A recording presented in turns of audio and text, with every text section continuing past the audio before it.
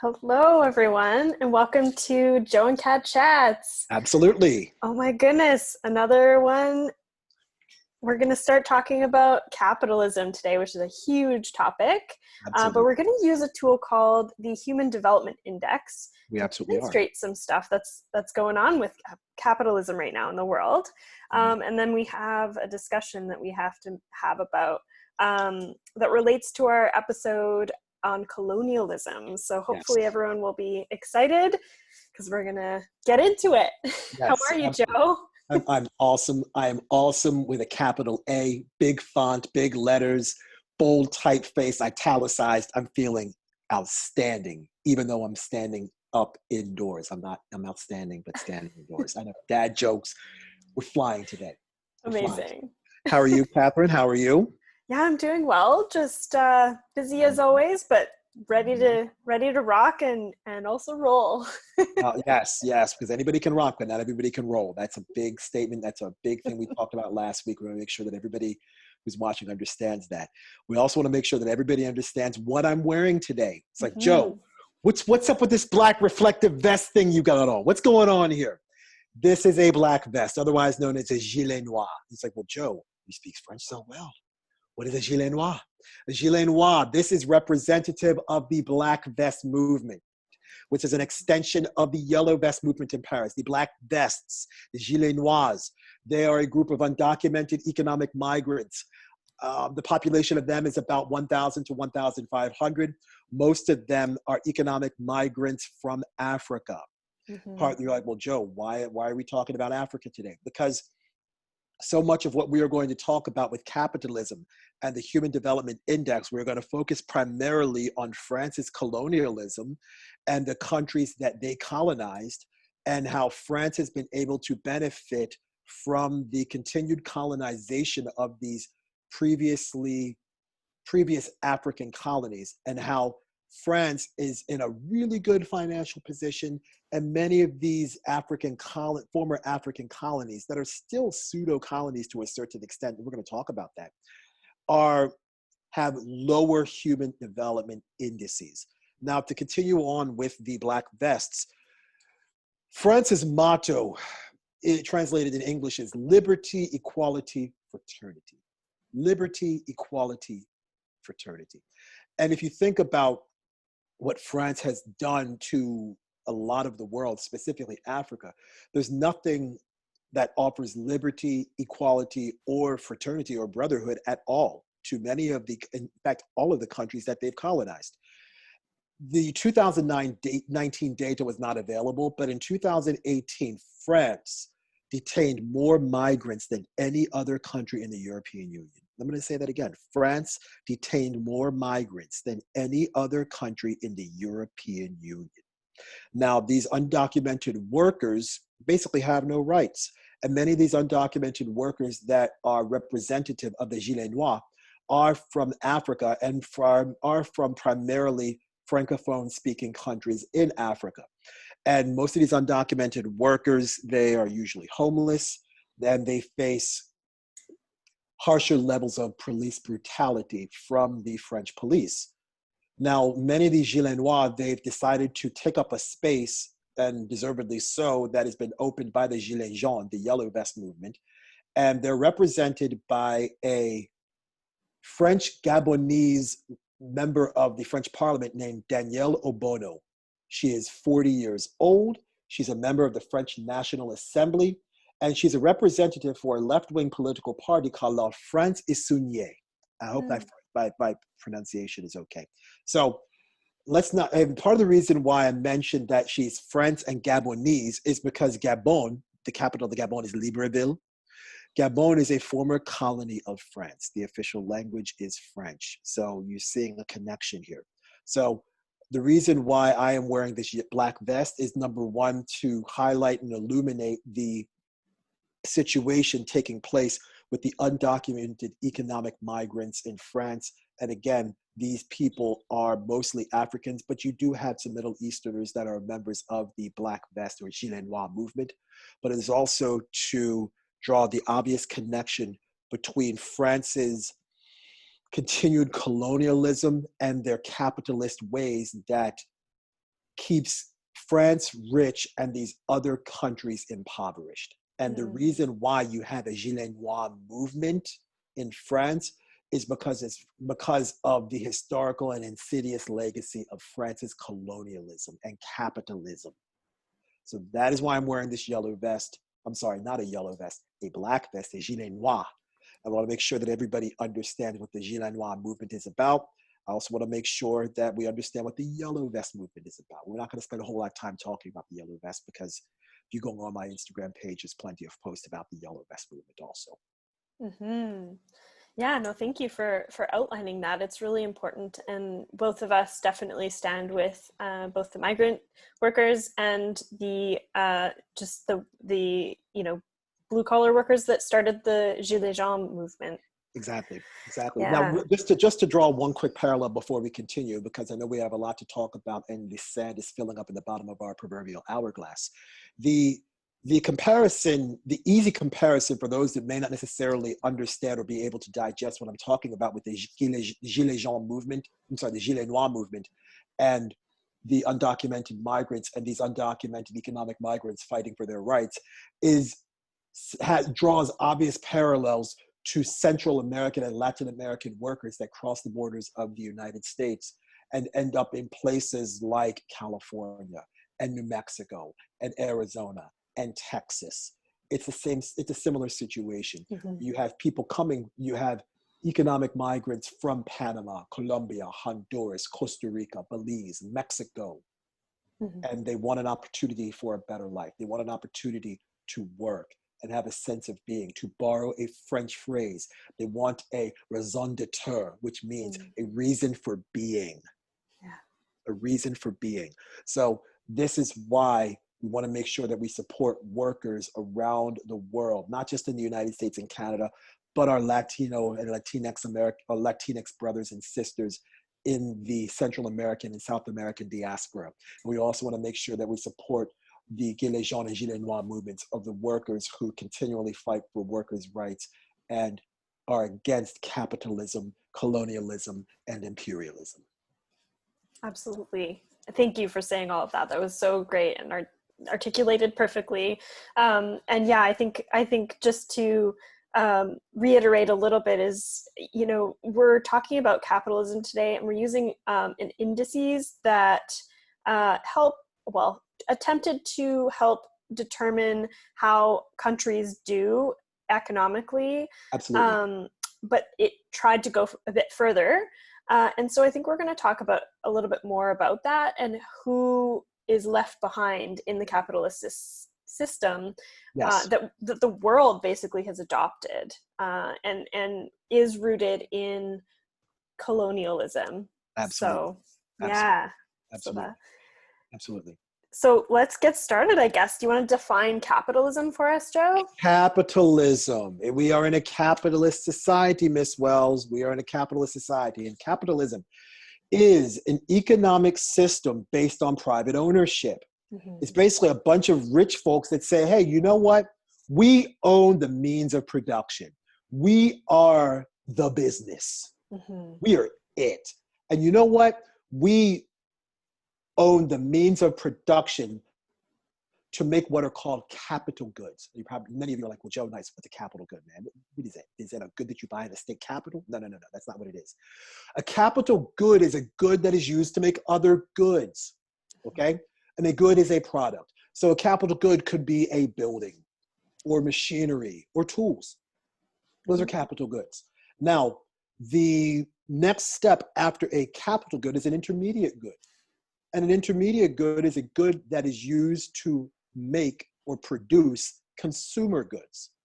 Now, a consumer good is a good that is bought and used by customers. And consumer goods don't make other goods or other products. So consumer goods is the end of the line.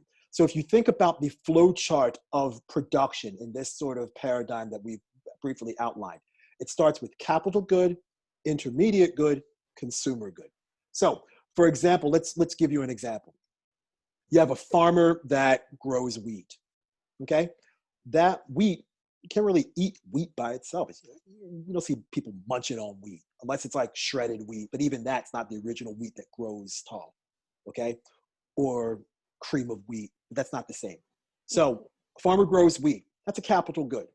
Now a farmer sells that wheat to a miller. The miller then goes ahead and makes flour. That's an intermediate good, okay? Because that is a good that is used to produce other consumer goods. Now that miller will go ahead and say, hey, you know what? Let me take this flour to a baker, or in French, la pastillerie. Let's take it there. And let's make bread.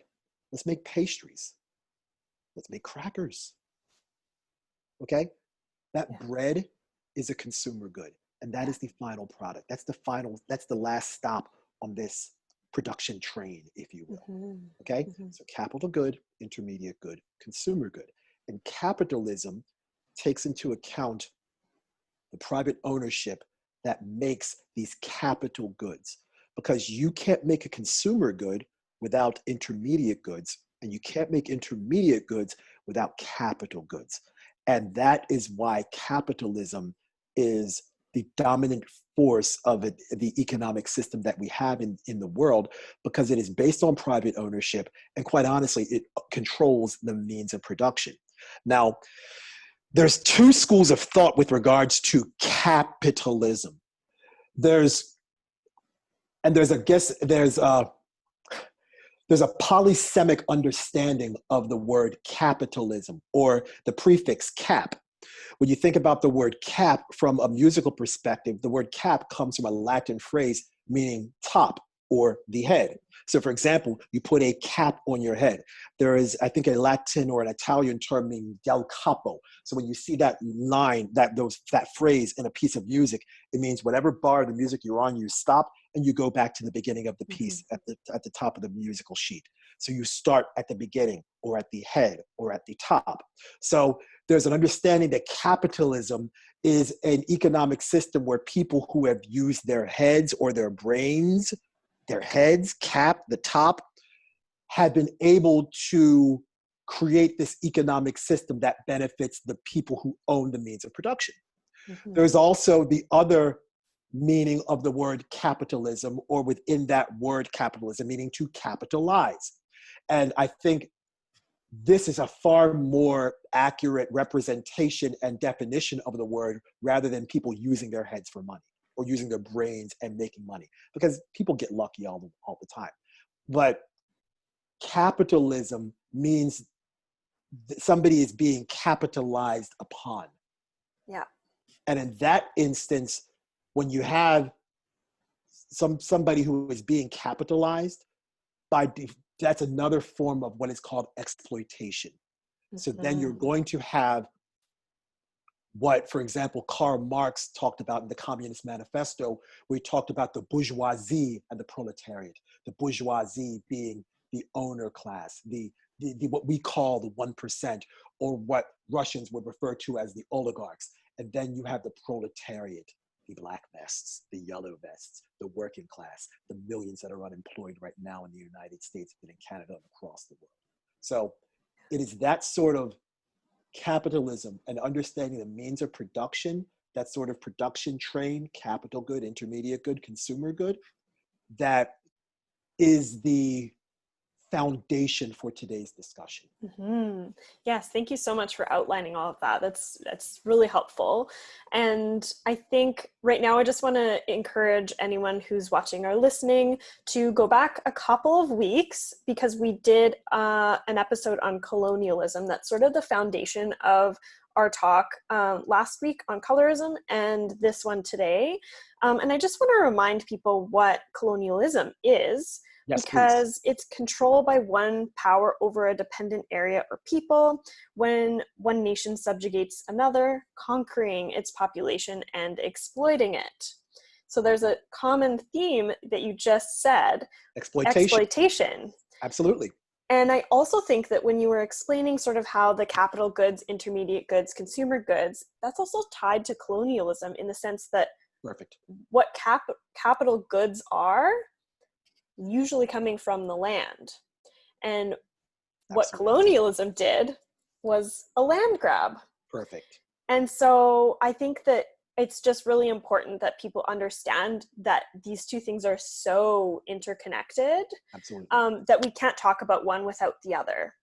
Correct. So yes, please go and watch the episode on colonialism, and continue to watch this one too, because there's some good stuff ahead. You know what, Kat, as an aside, everything we do is good stuff. Fair. There's, as my late uncle would say, it's all thriller, no filler. There you It's go. all Yeah. thriller, no filler. Okay, That's and true. that's what we That do is what here. we try for. Oh no, Or we strive don't for, I should say. We don't strive. We deliver. That's what Fair. we do. Okay. That's what we do here. So we're all thriller, no filler. And something that I hope will thrill all of you is kind of going along with the whole idea about colonialism. It's a land grab. And with that land grab, there are, not only is there exploitation, which you so eloquently described and what I talked about earlier, but there's also indoctrination. Exactly. In many instances, when you have colonialism, you have methods of indoctrination that the colonized country unfortunately has to adopt from the colonizing country. Usually by force. Usually by force. Yeah. So in many instances, you're talking religion, you're talking language, you're talking dietary habits, and in some instances, we're talking economic systems. Exactly. Like capitalism. Yeah, absolutely. That's exactly the parallel that I was also going to bring up, because I think that a lot of times people understand that colonialism was this sort of kind of awful thing that happened, and they see it as something that they learned about in school and it's in the past. But our episode a couple weeks ago outlined that it's not actually all that in the past. And I think that bringing capitalism into this, in the sense of indoctrination, is important, because a lot of people really love capitalism because of the pros it has. I mean, growth, it promotes higher GDP, which in turn leads to higher standard of living for most of the population sometimes. Right. Which, I mean, GDP is a problematic indicator as well, because of the disparities, but we'll talk about that in a second. Innovation is also something that's like really a great pro for capitalism. Sure. Businesses make what people want, so it's always trying to solve problems and make things better and do what we need it to do. You know, it's kind of like us with these chats. You know, we always give the people what we want, and we're always open to new ideas. And that's kind of us. So with our chats, we are somewhat capitalist to a certain extent, because we consistently give the people what they want.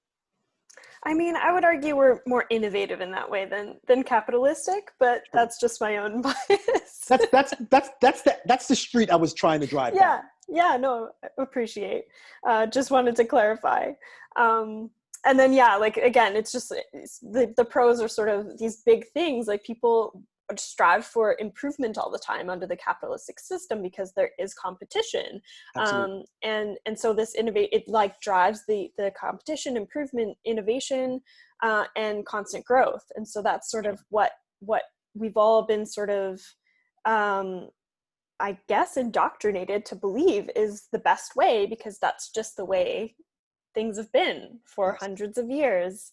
And again, tied to colonialism in the sense that, like, that also started hundreds of years ago.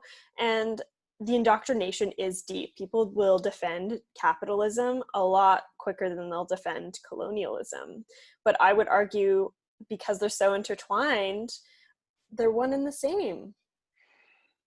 They're in a relationship, they're dating, they've moved in together. One person has their toothbrush at the other person's bathroom at their place. They're living together now. They're living together. And when you said that capitalism is just this behemoth of an economic system that never really changes, it reminded me of an old song from the 80s by a group called Bruce Hornsby and the Range. And the line of this song says, "That's just the way it is. Things will never be the same. That's just the way it is. things will never change.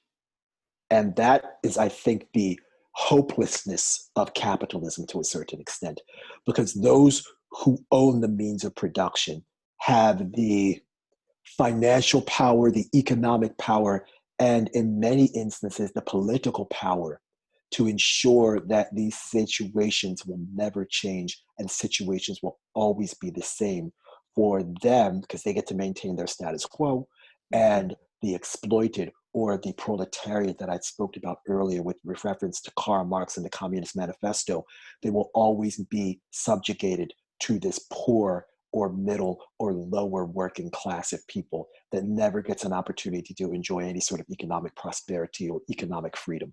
Mm-hmm. Absolutely. I totally agree with that.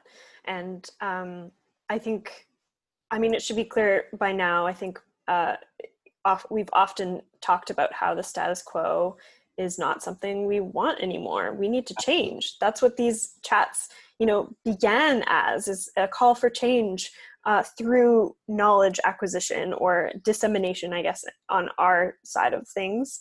And so, yeah, I mean, it's the status quo is broken. But I will say many people do defend that still. And so I think I just want to be clear in the sense that I'm taking a stand against that. And I'm definitely not a capitalist. And I would go so far as to say I'm an anti-capitalist, but I still live in the system that we have built. So just like white supremacy, I'm white, I benefit from it, but I'm an anti-racist, or at least striving to be an anti-racist person, because I want this system to be destroyed. I want it to be dismantled. Broken. So in that same vein, I want to talk a little bit more about the cons of capitalism before we move on, because I mentioned one of the pros is growth. Sure. But capitalism requires exponential growth. And what we're seeing now is, because of that, in many senses, but an example I'll use is environment. It relies on destroying the environment in order to maintain that exponential growth. And one of the main examples I think of first, because I'm from Alberta, which is an oil-rich province in Canada, is oil. Yes. It's not a renewable resource. No, it is not. And so there is so much contention and conversation about, whether the economy should suffer in order for environmental protection to happen. And this is like a constant debate. And oil is at the center of it because it's causing a lot of harm for climate change, which is something we're going to talk about in a couple of weeks. Yes.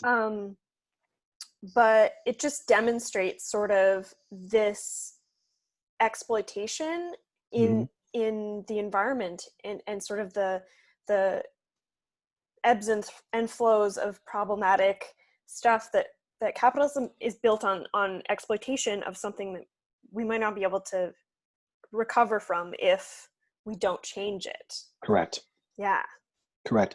The damage could be irreparable. And kind of to go along with Alberta, to give you an idea, not that you need an idea because you grew up there, but let's not forget the two major National Hockey League teams in Canada, in Alberta, have an obvious and direct reference or relationship to oil. The Edmonton team is called the Oilers. The Calgary team is called the Flames.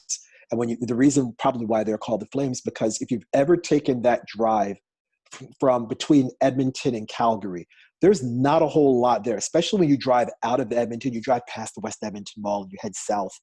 And then you're a half hour outside and you're seeing nothing but derricks.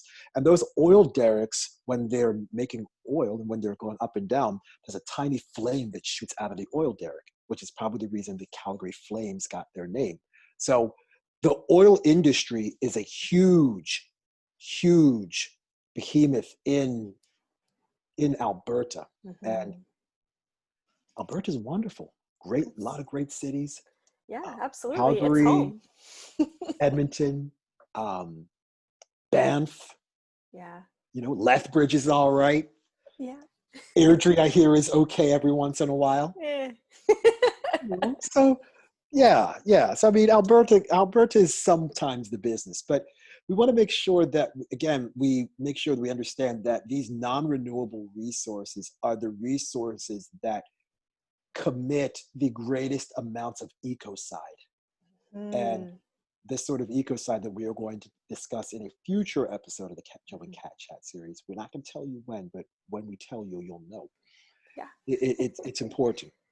It's Yeah, important. And for sure. these sorts of, and again, we're going to try to shift the focus back to, I guess, the capitalism and the HDI, because again, these countries that created these capital goods, many of them are from Africa. Many of them are African countries that created, that are the home of these capital goods, but they did not necessarily have the means of production to transform them into intermediate goods and then into consumer goods. And France was able to colonize many of these African nations, exploit them for their natural resources, and the most natural and most valuable resource being people. Yes. Yeah. And then subjugate them to a somewhat a permanent lower class.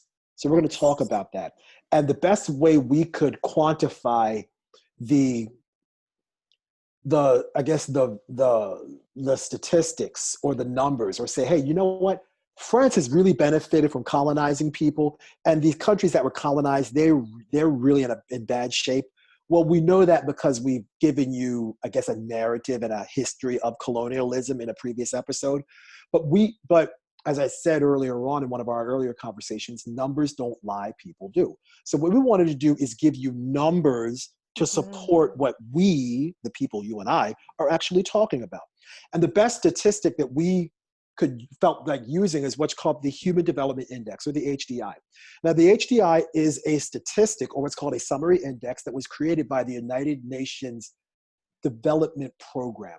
And what it does, it is a statistic that combines three factors: life expectancy, education, and per capita income. And what they've done is decided to take all of the countries that participated in this study, which is 189 countries.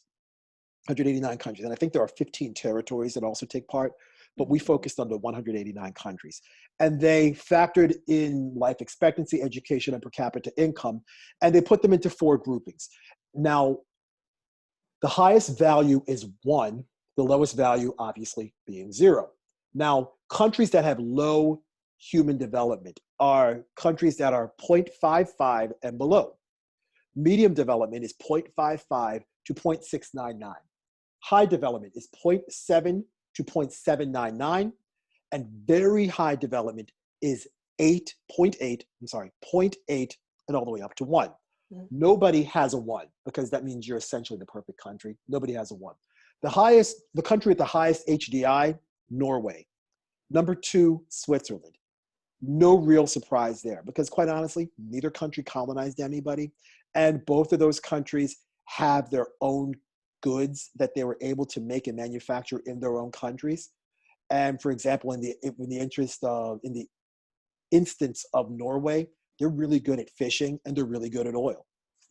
And they've got a lot of money. Plus, they remained independent. They're not part of the European Union. They're okay. Switzerland, chocolate, watches. They're jewelry. They're really good at that. And banking, Swiss bank accounts. Yes. And Swiss chocolate's not bad either, but I don't know how much money they make off of Swiss chocolate. Which And those army knives are good too. Oh, true. Yes. True. Yeah. 39 pieces. Yeah, you're all right. But Switzerland, again, I don't think they colonized anybody, and they remained neutral politically and conflict-wise. They kind of kept to themselves. They used the Swiss franc. They're not part of the European Union. They're not part of the European Economic Council. So they kind of just minded their own business. And it stands to reason why those two, and they also have really high taxes, but in those countries, you kind of get what you pay for. And in those countries, they have high life expectancies, and they have a really good educational system. And their per capita income is excellent, especially in the cases of Norway and Switzerland. So It stands to reason why those countries have really high HDIs by comparison. And I'm going to go to an Excel spreadsheet because I did a little bit of number crunching, because every once in a while, I've been known to play around with an Excel spreadsheet and crunch some numbers here and there. Amazing. Yeah, let me just interject before you get in there and just say, I just wanted to kind of mention that the reason why the UN created this index was because prior to this, it was GDP that basically determined all these statistics. And that is problematic in the sense that gross domestic product is based solely on economic gain, and it leaves out so many other factors that contribute to human development and quality of life for people in these countries, which are determined by political borders, which we've talked about before.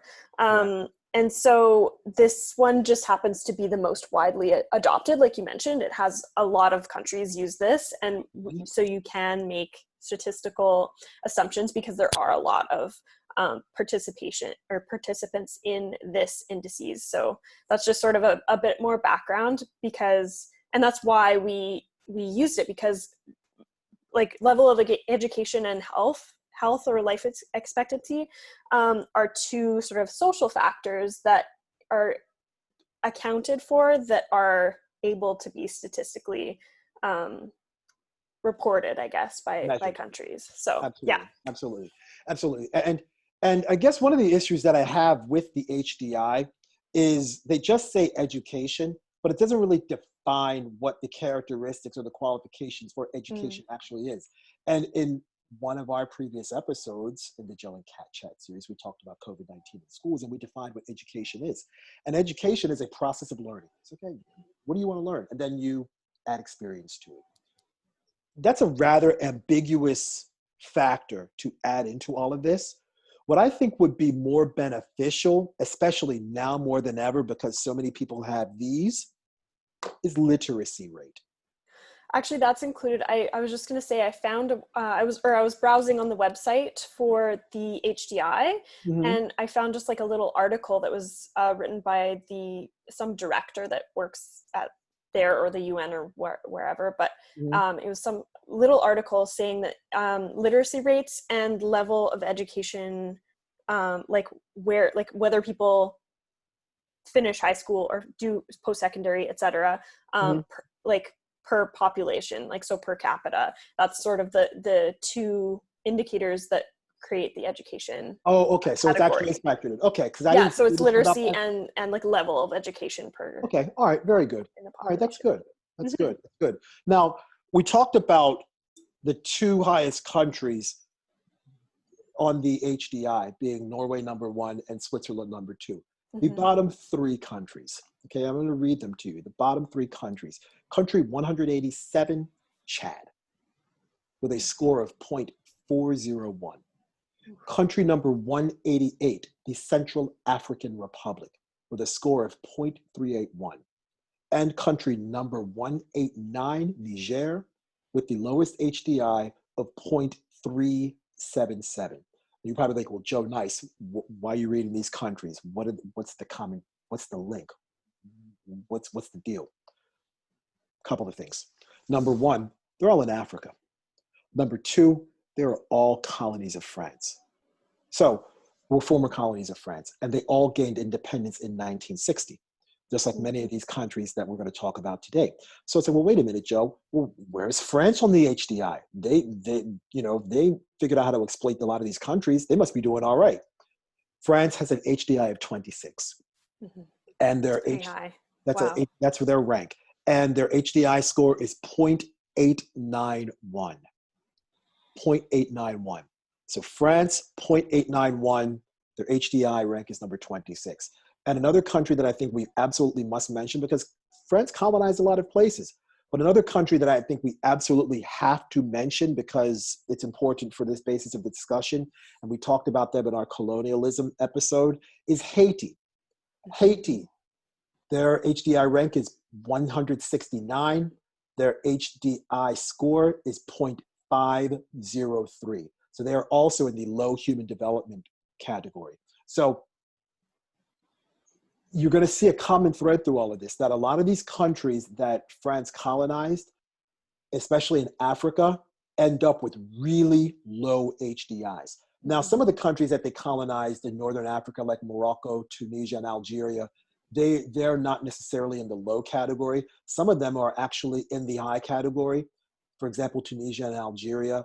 Morocco is in the medium category, but all these other countries that France colonized, they're all in the low category, and they're all marked in red on my sheet here. So I think it's something that we need to talk about in terms of the capitalism and the colonialism that took place, and what's happening in France specifically is there's two different groups of nations that use a currency that is tied directly to France.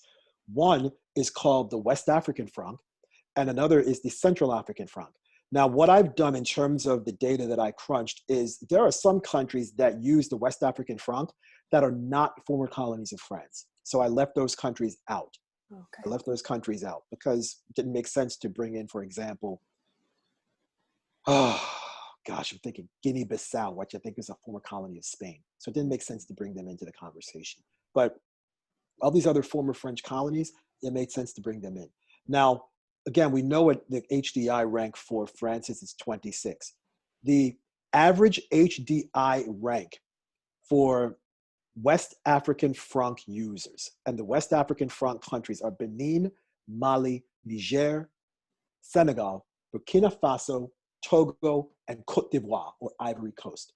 The average HDI rank for the West African Franc users is 173.7. Bear in mind, the last country is Niger, and they're at 189.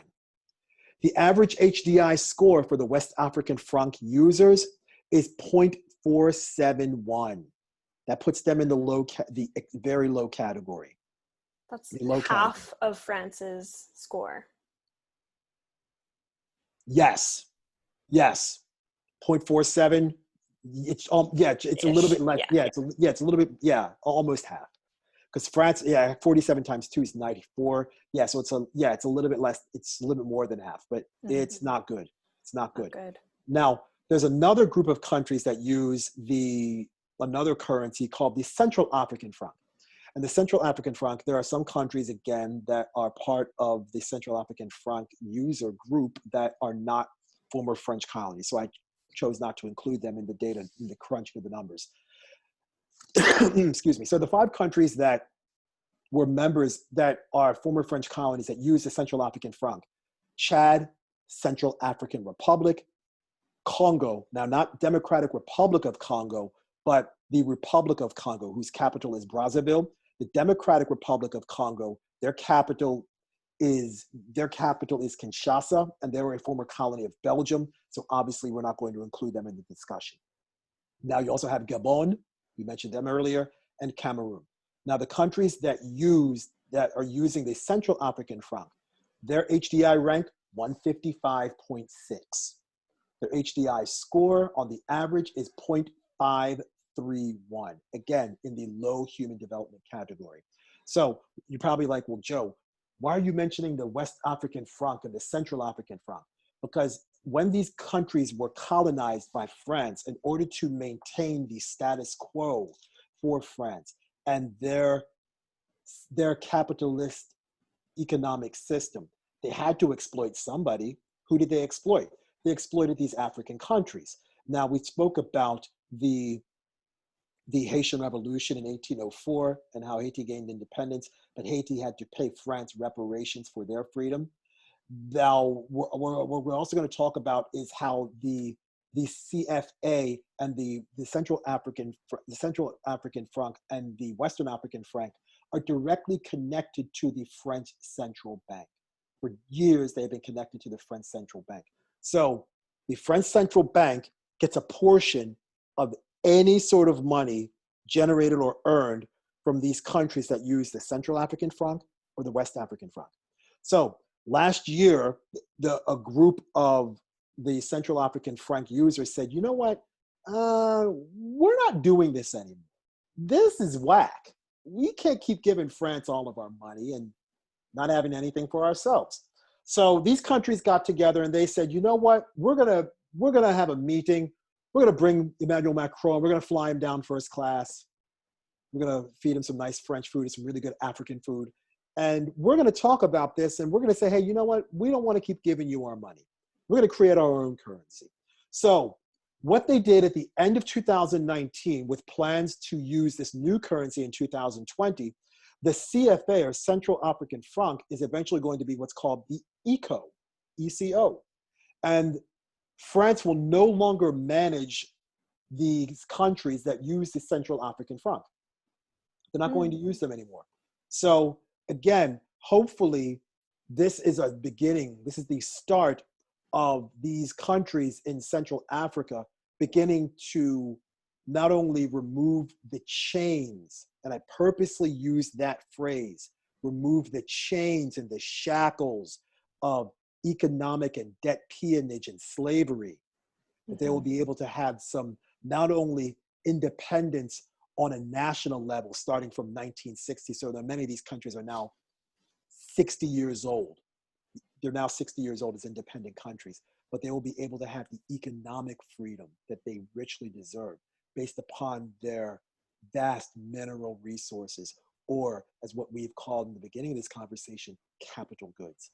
So maybe they can begin to not only use these capital goods, but create these systems, the machinery, the buildings, the tools that can create intermediate goods that can eventually become consumer goods, that will create jobs and create, again, borrow that French phrase once again, a raison d'etre, a reason for being, so people can have work.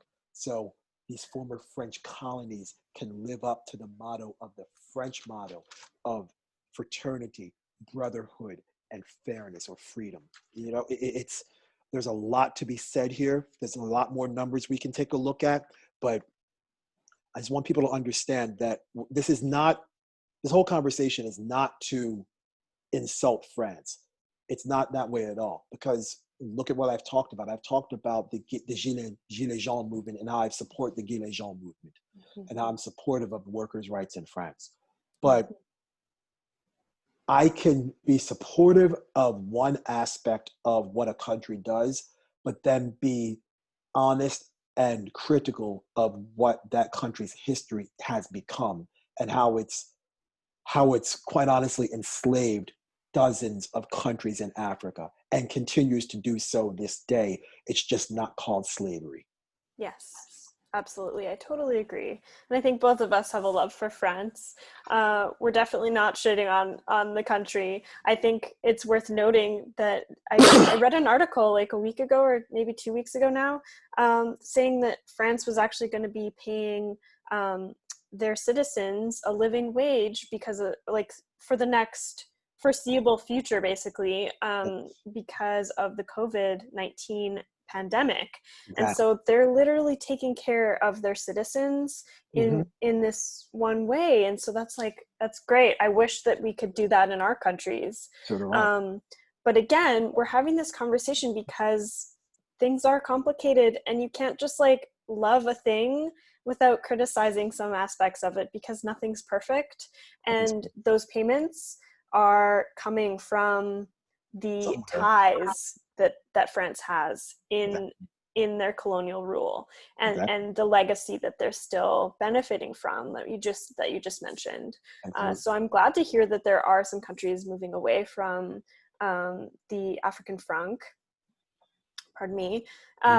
Because I mean, yeah, that's sort of one of the first steps they could take to assert their agency and become more independent after sort of the political independence in the 1960s.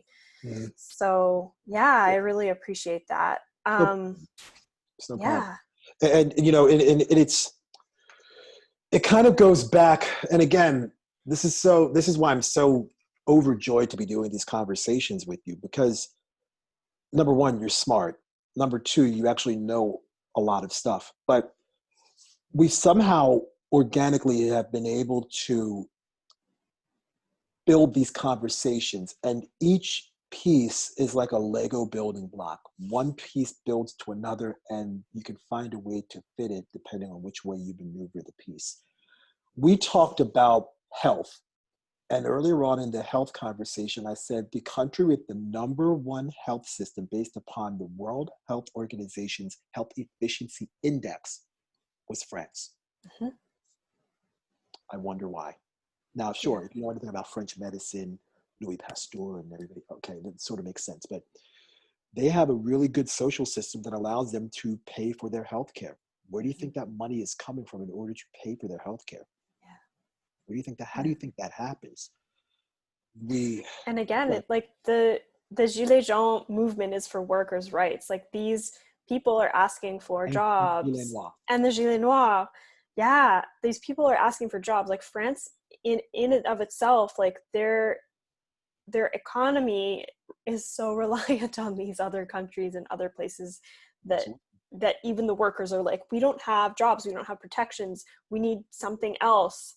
But then they have these systems like healthcare and the ability to sort of be able to take care of their citizens within a global pandemic. Yes. And so yeah, there's like a lot of, I mean, I think that's why we picked France to talk about, honestly, because there's so much nuance and good things and bad things that really demonstrate what we're trying to talk about today with capitalism. Right. And I also will just say I totally appreciate that same sentiment that we are building on this, because we have talked about these issues before, and we're sort of just putting another layer on how, like, the points that we're trying to make, which is we're living in these systems that are busted because they're built on exploitation, which is exactly what capitalism is.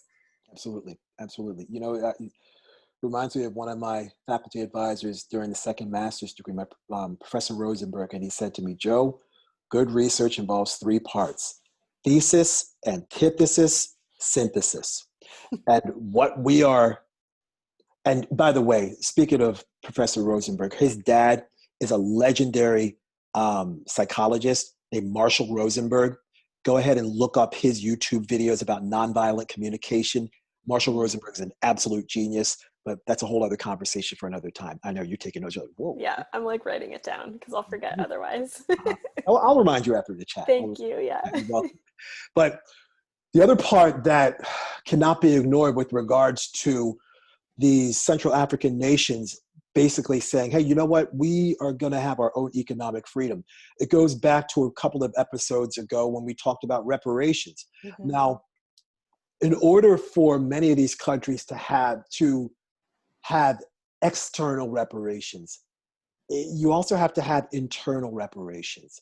Mm-hmm. You have to free yourself and break those chains on your own, even though another country has offered you liberty.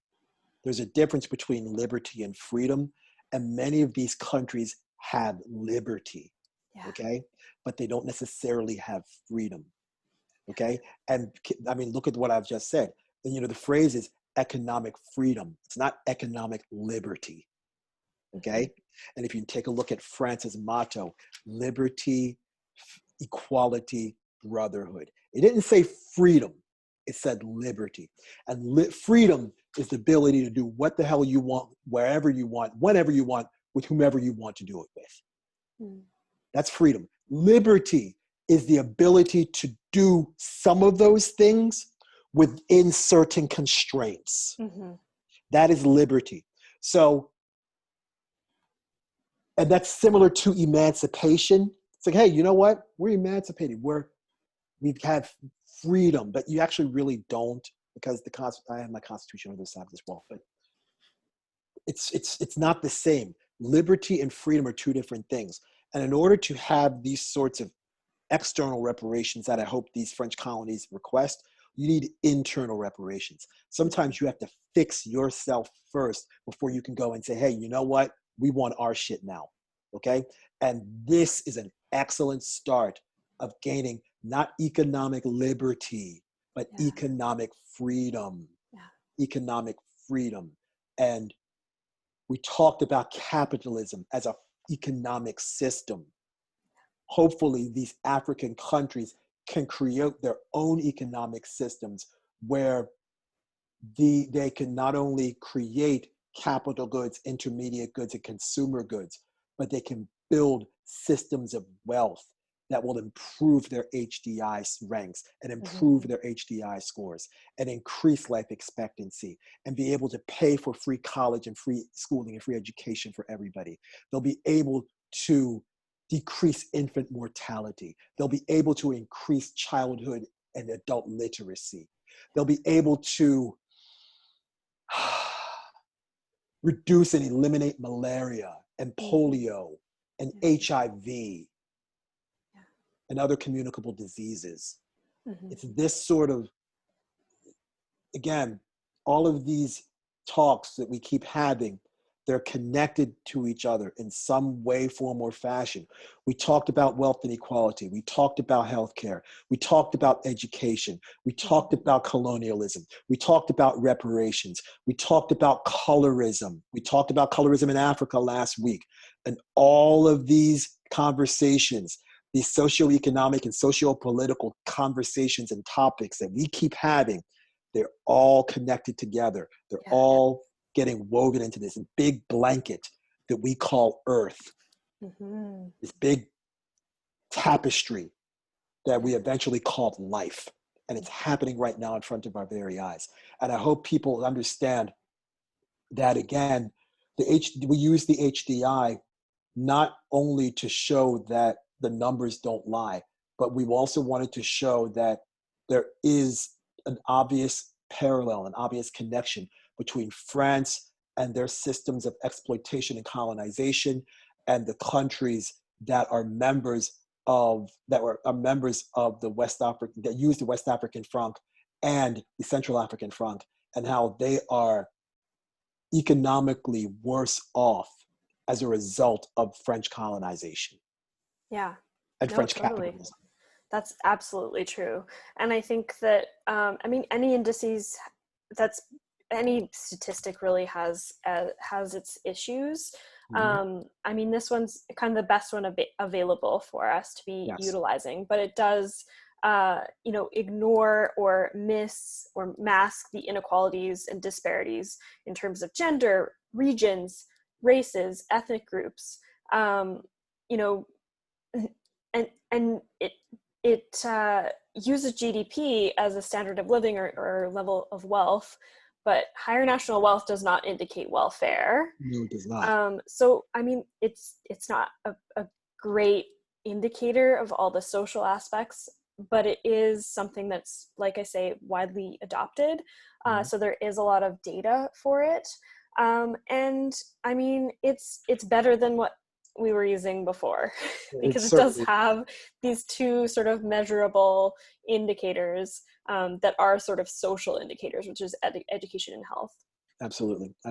And just a couple more numbers, because I know time is running short. We are about 4.5 minutes left, maybe about 5 minutes or so. A couple of more numbers. What I also decided to do was take a look at all of the countries that I could find that were colonized by France in Africa. And there are a bunch of other countries, for example, Morocco, Tunisia, Algeria, Guinea, Mauritania. And then there are some countries in Southern Africa and in the Indian Ocean, for example, Madagascar, Djibouti, which is on the eastern horn of Africa, and the Comoros Islands. Now, what I also did was crunch the numbers with those countries. Now, just to make sure we have everybody involved. And I also took into account, I separated West African Franc and Central African Franc, but then I also combined all the Franc users and then took an overall HDI rank and score of all of the countries in Africa. So we'll go over those numbers now. Cool. The HDI rank of the Franc users, that is a combining of West Africa and Central African Franc users, is 166.1. HDI rank. That's low. That's really low. Really low. That's really low. The HDI score on the average of the Franc users is 0.496. That is in the very low category. So again, not great. the HDI rank of all of the countries in Africa that were former colonies of France. And I say recent colonies of France. So many of these countries were colonies of France until the mid-50s. Morocco and Tunisia gained their independence in 1956, Guinea in 1958, Algeria in 1963. All the Franc-using countries were 1960, Madagascar was 1960, Djibouti was 1977, and the Comoros Islands were 1975. So again, many of these countries are not old. They're relatively young in terms of the history of independent nations. So Africa's HDI rank average is 138.5. Their average score for Africa is 0.533, which is in the medium category. But the only reason why I think it was pulled up to the medium category is because Gabon has a 0.702 score. Tunisia has a 0.739. Algeria has a 0.759. Morocco has a 0.676. So those countries, and Congo, Brazzaville has a 0.608. So those countries pulled the average up slightly, but it's still a 0.533. A 0.533, which, 0.533, which still qualifies it as the low human development category, but it's almost on the border between being low and medium. So again, that was the conversation about Africa and the countries that were colonized by France. What we're seeing is that France did a lot of damage to Africa and left a lot of these African countries in a disadvantaged economic position. And when we talked about reparations and we talked about, and I'm going to go back to it, we talked about, again, I mentioned about internal reparations, and I talked about what CARICOM was doing and their 10-step plan. I don't know, I haven't really done a whole lot of research about that, about what Africa's trying to do in terms of reparations. But what CARICOM was doing, this is a Caribbean community of nations that were looking for reparations from European countries that colonized them, mostly UK, Spain, France, and the Netherlands. And they had that 10-point plan, their full formal apology, repatriation, which again, Gilles repatriation, Indigenous Peoples Development Program, cultural institutions, which are being talked about now, public health. Many of these Gilets Noirs migrants don't have access to the public health system of France. And again, the French health system is ranked #1 in the world by the World Health Organization. Illiteracy eradication. Well, if they could read more, their HDI scores would be higher because it comes with the education statistic as part of that rubric that makes up the HDI. African Knowledge Program, again, goes back to education. Psychological rehabilitation, that's a wellness situation. Wow, that is a loud alarm, my God. Okay. Technology transfer and debt cancellation. So all of those are involved with the CARICOM plan. And I would really hope that not only the West African Franc users and the Central African Franc users, but all of these countries that were colonized by France goes ahead and adopts a similar plan that CARICOM. And this, we're not even just talking Africa, we're talking Africa, but let's not forget, Laos was a former colony of France. Cambodia, Vietnam was a former colony of France. Vanuatu in the South Pacific was a former colony of France. Lebanon was a former colony of France. And there's a petition going on right now for them to hopefully be recolonized by France. And we obviously talked about Haiti and their previous colonization and their liberation in 1804. Yeah, truly. Oh my gosh, we have to go. But all of that was so great. And thank you for including that. I'm really glad because I totally agree that the CARICOM, outline is a great place to start. And I do totally think that all of the places that have been colonized need to move in that direction for sure. Absolutely. So Joe, thank you so much for doing another episode with me. You are most welcome. You're most welcome. Real quick, what are we talking about next week? Oh, what are we talking about next week? I don't remember. I think we're talking the refugee crisis. The refugee crisis is correct. We are absolutely discussing the refugee crisis. And whole lot of this coming back into play again. That's going to be a good one. Yeah. So stay tuned, and we love you all. You all. Peace. Bye. There.